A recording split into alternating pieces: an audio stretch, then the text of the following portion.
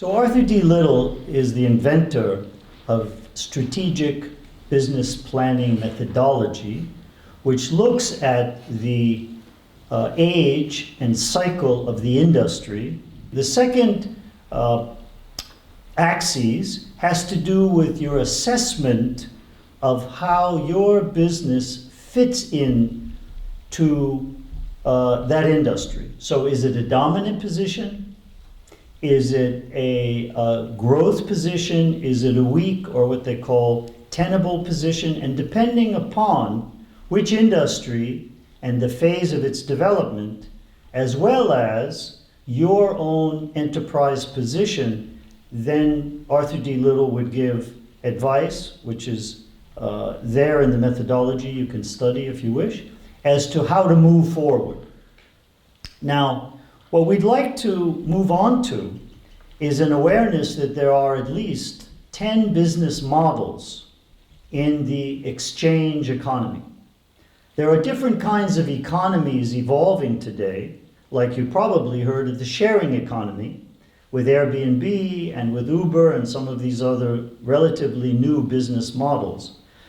But for our purposes, we'll focus on, let's call it the more classic, which are the 10 types of business models which you want to be aware of and think about concentrating on in terms of putting together your enterprise. So for example, you can focus on product or service. You could focus on being a distributor of somebody else's product.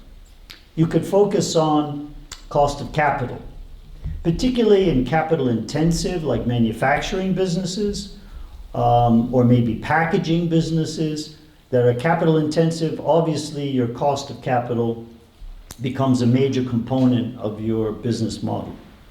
You can focus on human skills, say the surgeons in hospitals, and you need to find them, recruit them, give them the opportunities to help you generate revenues that keep your business going.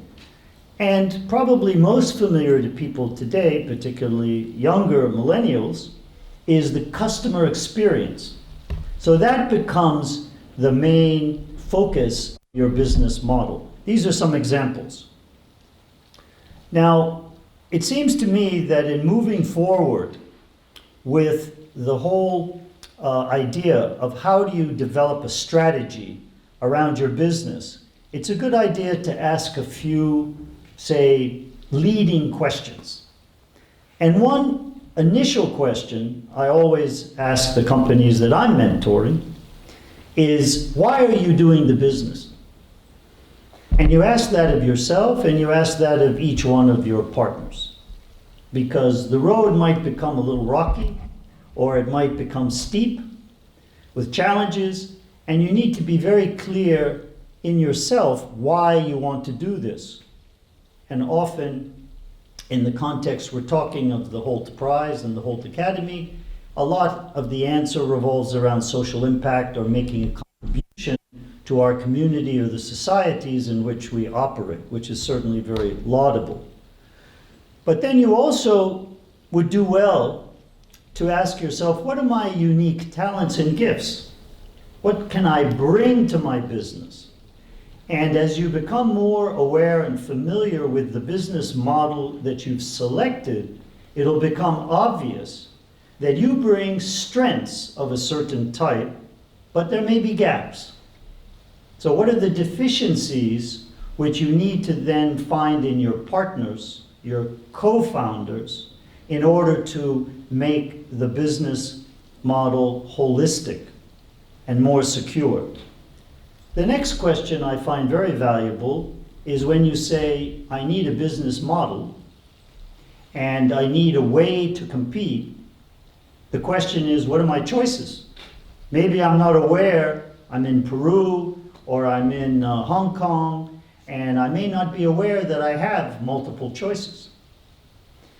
So it turns out that in the ways to compete, once you've built your team, selected the product or service or the particular business model, Now you need to be thinking about how you're going to operationalize that and actually do the business. So again, we go back to actually my business school experience with Arthur D. Little, and there I was taught that there are 36 ways to compete. Actually, there are probably more, but that handful is plenty to think about and focus the mind. And keep in mind as you assess these, and we'll discuss a couple to give you an indication, you want to try to find ways and means that it would be unique to your business proposition. It would be reinforcing why you got into the business. It would obviously connect the dots for the customer with the business objectives.